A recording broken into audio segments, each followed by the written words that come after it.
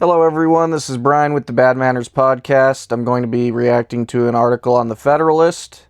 The title of this article is Worst Thing GOP Could Do for Midterms is Embrace Amnesty. So of course they're doing that. I know in at least one different video reaction I've had, I've referred to the Republicans as willfully playing the role of the Washington Generals. Even when given power, they find ways to lose any sense of responsibility to what they were elected to do and just to punt to the Democrats at every possible opportunity. So we're going to get into this article, see what it has to say. I'll give my thoughts as we go.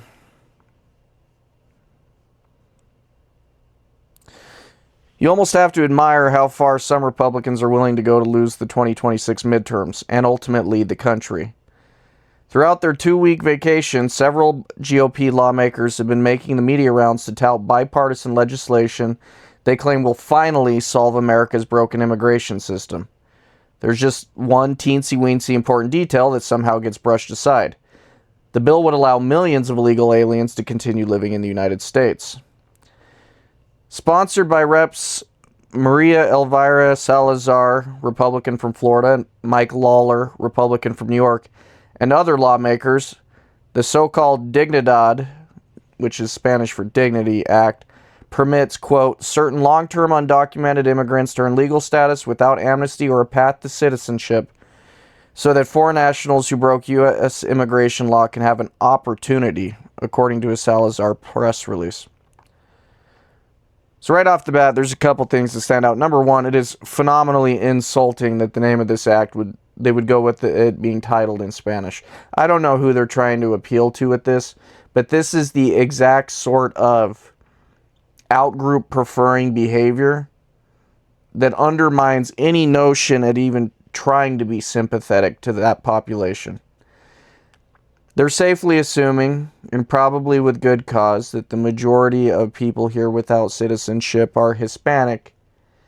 But I don't know what kind of political theater they think they're playing where this is going to curry any support with the American people when they're seeing their legislation suddenly come up in Spanish. No matter how much the left might glorify the diversity, there is no advantage to trying to introduce the notion that this is a two-language country. And anybody that is even remotely traditionally American or still thinks that you should have one dominant language in a country that sees this, they're going to immediately buck it. So immediately the branding right out the gate is horrific. Number two, one thing that stands out here is they claim that it's a way to earn legal status without amnesty or a path to citizenship. It's de facto creating a kind of second-class citizen underclass. It would at least endow these people that don't have papers to earn some kind of living and treat the United States as an economic zone, which is kind of what occurs already as it is. But the thing that stands out to me, and especially since the Supreme Court is currently considering this issue, if you allow people to stay for any amount of time, regardless of if they're in this quasi-second-class citizen environment, by virtue of them being legal residents at that point, they would have children that are going to be considered American citizens. At that point, it becomes a very clear segue into making a coherent argument, or at least pulling at emotional heartstrings, for why they should be allowed to stay at that point. So long as birthright citizenship exists, this, you could call it emotionally well-intentioned act, definitely has some long-term repercussions. And that's one of the things that really stands out is these long-term repercussions are not really being considered well. It's more a case of people understand that we've got possibly 20+ million people here that currently do not have any legal residency. And they're going to have children. I think I saw a statistic recently that something like 9% of all U.S. births last year were to people that really should not have been here. So that number will quickly grow out of control, and especially since they do find ways to become involved in the social safety net of this country, it just adds to costs. And you're never going to be able to meaningfully remedy a second-class citizenship paradigm, just because the left would never accept it, because fundamentally what they really want is for them to vote. So this kind of approach, and it's no surprise Republicans are supporting this. There is nothing Republicans love more than increasing the labor supply to suppress wages and enhance the profits of big businesses. So effectively, by Republicans being behind this, their only real motivation is simply to increase profits for certain people.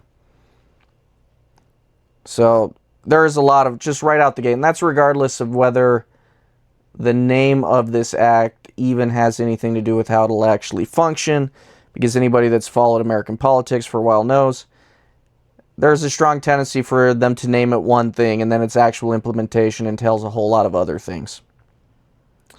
Anyway, continuing on. The measure would notably create a, quote, dignity program, which the Florida Congresswoman's office described as a, quote, 7-year earned legal status program allowing undocumented immigrants to live and work legally with renewable status based on good conduct and restitution. So you have 7 years to have a child.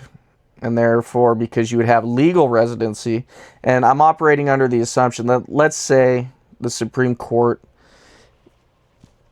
decides to go with the interpretation of the Wong Kim Ark case, that because Wong Kim Ark's parents were legal residents and that legal residency enables birthright citizenship, which would be a more conservative position than is currently held for birthright citizenship, you would still end up with a situation where you have a lot of people that are not American citizens, and they're not even on the pathway to American citizenship, that are having children that are American citizens. So even if eventually that family goes home and the child goes with them, they're still going to be American citizens. They're going to develop sympathies of that country that they would end up going to eventually. The value system would be distinct and different, but yet they would have the ability to vote as Americans. It doesn't bode up well for any potential future of this country if that approach is taken. Continuing on. The revived push to pass the bill appears to be part of sponsors' recently announced, quote, dignity tour to rally support for the measure and get it through Congress. Dignity tour is interesting language. The word dignity in particular stands out. I've always viewed dignity as being an individually applied concept. It is something that is cultivated in an individual according to the actions that they take over the course of their life. Some actions being more dignified than others.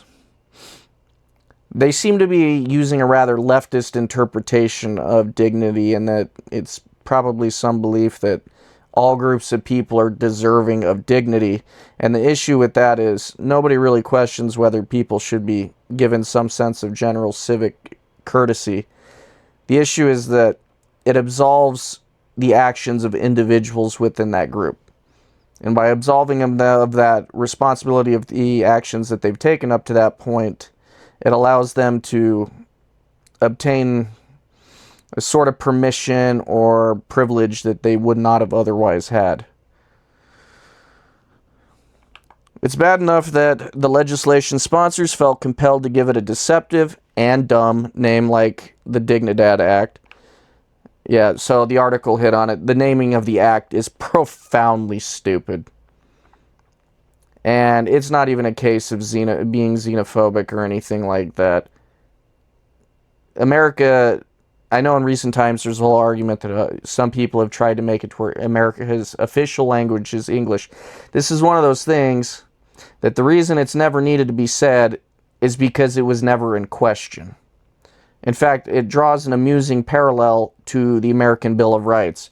One of the arguments against that the Federalists used against the Bill of Rights being included was that, well, it was unnecessary because everybody generally understood that all these rights existed as they were.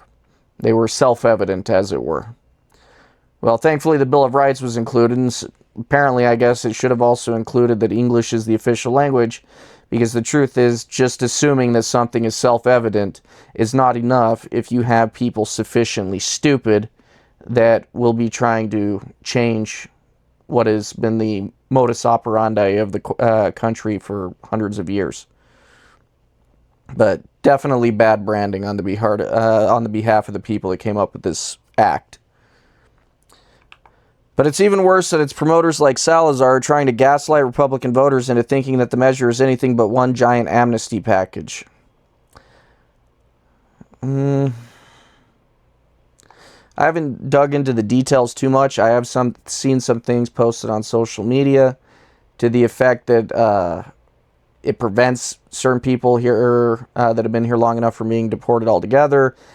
The far more concerning one is that it increases the caps from countries like China, India, and Mexico for immigration. The caps were at 7%. It would change it to 15%. So effectively, even if you took them at their word, you're creating a class of second-class citizens who would inevitably do what humans do and give birth to children. Those become citizens, which will eventually become voters. You would increase legal immigration, and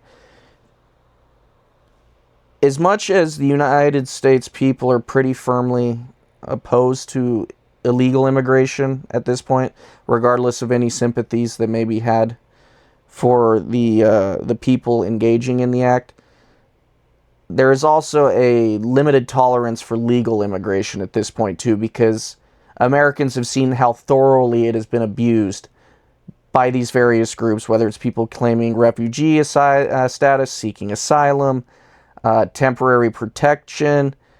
All of it has resulted in scams being perpetrated on the American people and resources being extracted from Americans. And especially in the form of fraud, such as what's been going on with the Somalian communities in Minnesota. So needless to say, no form of immigration is particularly popular. Legal is obviously more popular, but you're going to see over time that that is going to become increasingly unpopular. You already see it with the general dislike that's fomenting among especially conservatives regarding the H-1B visa issue.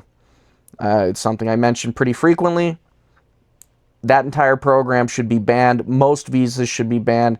This country probably needs an extensive moratorium on immigration where it comes to a screeching halt so that time for assimilation can occur. And within that time, a lot of people probably should be investigated, denaturalized, and deported for failure to assimilate. But needless to say, any legislation that is remotely promoting increased numbers of immigration, when anybody can look around and see the absolute lack of assimilation that's already occurred because the numbers are far too large, it should be dead on arrival.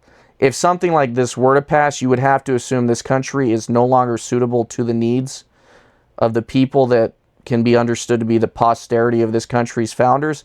And at that point, you honestly have to start looking at breaking it down and maybe splitting into different countries and something new being born from the ashes that can actually serve the needs of those people that identify as being the posterity of the founders of this country. Anyway, America is either a nation with defined borders and laws or it's not. There's no in between. Rather than fulfill their 2024 campaign pledges to ensure the former, it's clear some Republicans are content with handing out amnesty to foreign lawbreakers like candy on Halloween. Again, the Republicans that are playing ball with this, they're doing so because big business interests want cheap labor. That's it. And as we know, there is a strong reason that since the 1965 Hart-Celler Act, that generally wages have not kept up the pace with inflation, and because of the increased immigration numbers, wages have been suppressed. So if you are an American and you're concerned about your ability to access the middle class or have access to affordable resources, there is no positive to be gained from overly permissive immigration policies. If you are your average American or even your low-class American, the only immigration policy you should want is one that has some kind of clearly understood mechanism that is directly benefiting you. If there isn't, you need to assume that it is a net loss for either you or your countrymen. And that's the real issue here, is far too many Americans do not have a sense of pursuing policy that is good for your countrymen.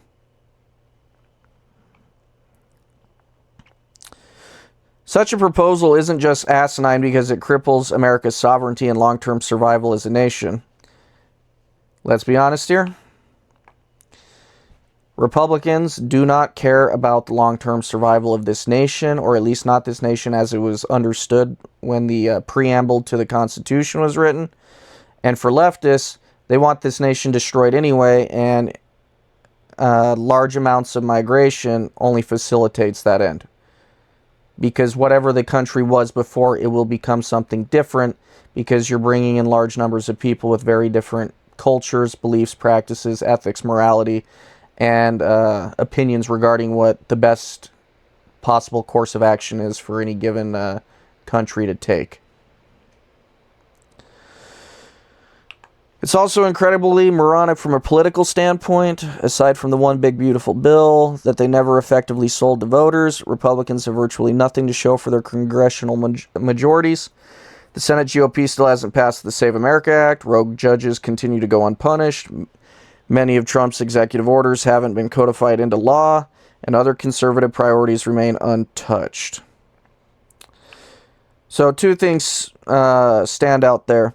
Number 1, it is clear that the United States Senate has no interest in acting on any of Trump's priorities or anything that an American first type individual honestly cares about. The best way to understand the United States Senate is to paraphrase may he rest in peace, George Carlin. It's a big club and you're not in it. They represent a very specific set of elite interests. Their ideology is more similar between left and right than it is to anything they would share in terms of beliefs with the common American. They are absolutely detached from any concern that would be going on at the lower echelons of society. So, especially as it concerns the Senate, they are absolutely bought by elite interests. So anything they do is going to further the existing liberal orthodoxy, or the way things have always been. They prefer stability and they don't want to rock the boat, because to rock the boat would be to end the gravy train that they've been greatly benefiting from.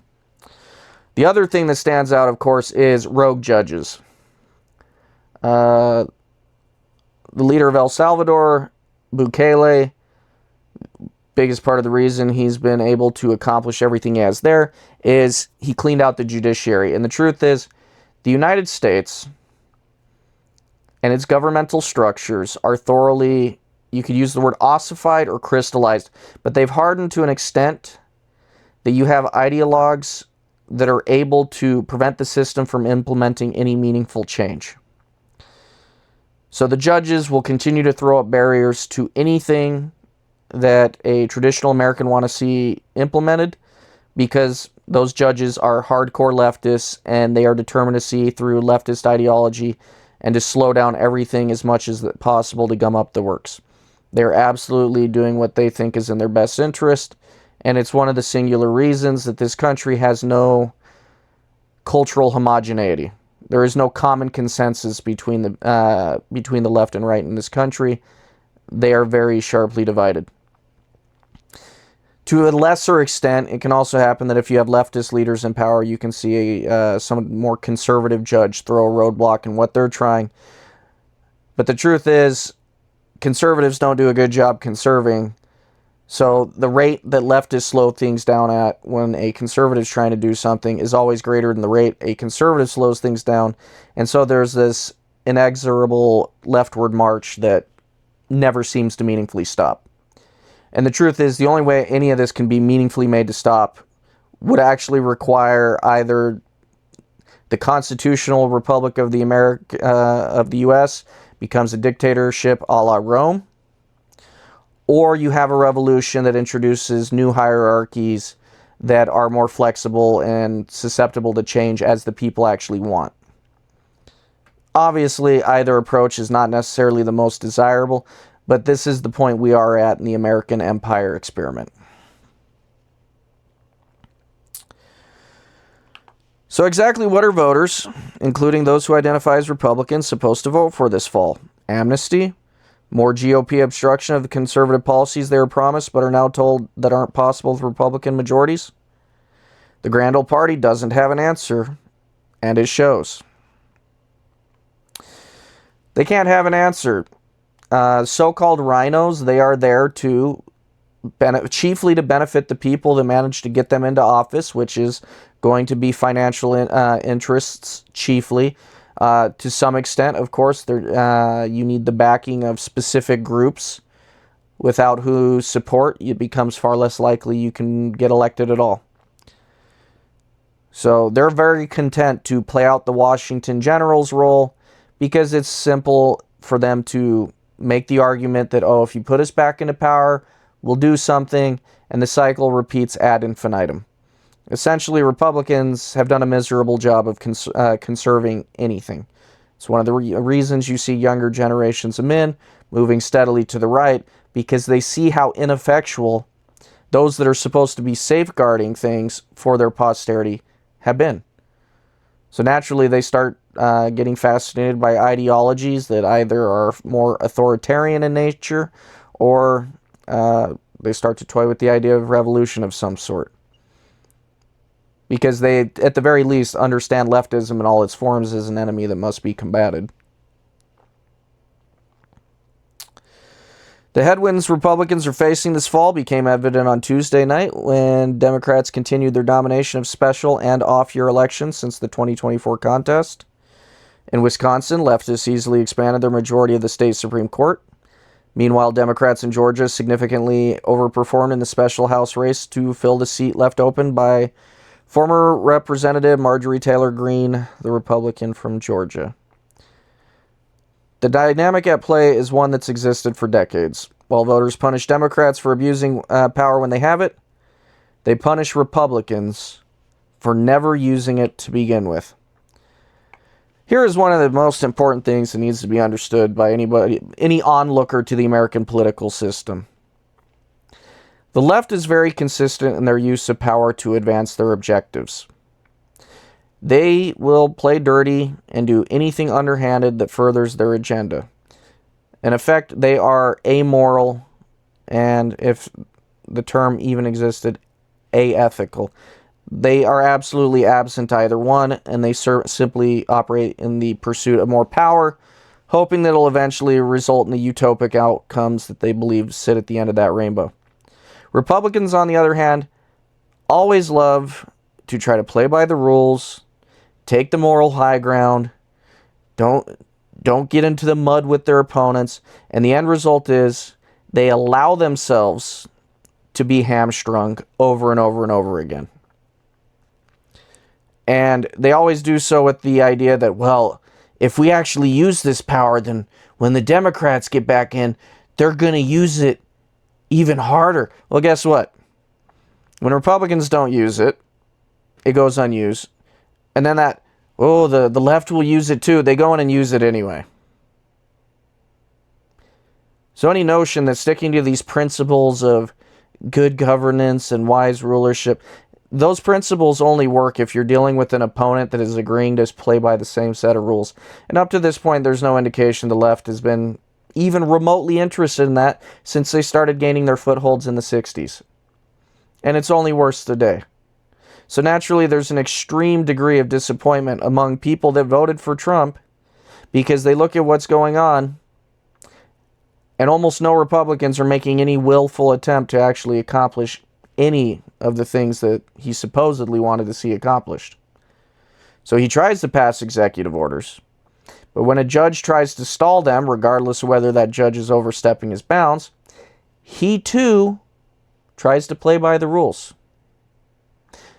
Somehow, for some reason, these judges continually flout what the Supreme Court has told them on their limits and insist on doing it anyway, because the left doesn't have principles they actually abide by. But in doing so, they're allowed to slow down the system.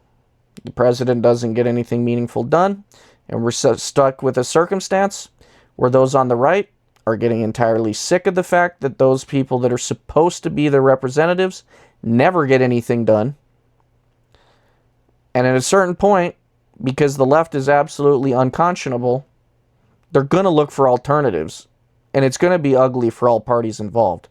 The reason you have your, Nick Fuentes type accelerationists is because there is the belief that if you can just give that power to the left, and they will of course do everything that does not work, that peak in human suffering will cause the right to finally actually do something as a people because they've given up on representatives doing it. Essentially, the republic is failing. And Republicans, and their absolute refusal to use power, because supposedly they're adhering to some principled game where they refuse to act decisively, because what if the Democrats do it? Nobody is in favor of any of this nonsense. Shilling for amnesty is not going to give the GOP a fighting chance this fall, and neither is repeatedly stonewalling the policies they campaigned on. Only implementing a conservative agenda that addresses the needs of the electorate will. I keep alluding to the Washington Generals for a reason. The Republicans that are well established in Washington want to be in the minority so that they can put up the image that they're trying their best to resist the left, when the truth is they never put up any meaningful resistance at all. So yes, the GOP intentionally does not want to do anything conservative because they don't want a fighting chance.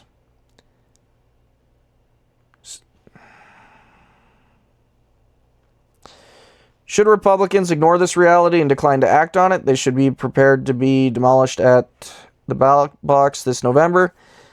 And by every measure, they'll have deserved it. Again, I think they want it. That's it for the article, though. The bottom line is this whole bipartisan bill, it's an insult to the American voters just by virtue of how they elected to title it. In terms of the long-term repercussions, the birthright citizenship issue obviously plays directly in. This country, given its past, it scarcely tolerates any notion of a second-class citizen existing to begin with. So you could be sure it would be a segue into more formalized methods of eventually granting citizenship. When you add on top of the fact that it seeks to raise immigration quotas, the bill clearly will not get anywhere. It would be vetoed out of hand. But the fact that this is what Republicans are sitting around doing really highlights the fact that the main purpose of this bill is to satiate those people that have somehow come to this country and instead of assimilating to the whole, continue to act in the interests of various ethnic groups, usually the ethnic group they belong to. They couch it as trying to give dignity to people. It's simply power mongering for the minority ethnic groups. That's it. They want more people like them to be here, which will in turn further increase their ability to acquire power. That's it. Alright, that's it for this article. And if you liked anything I had to say, or if you disliked it, leave a comment. Feel free to subscribe. Other than that, have a good night.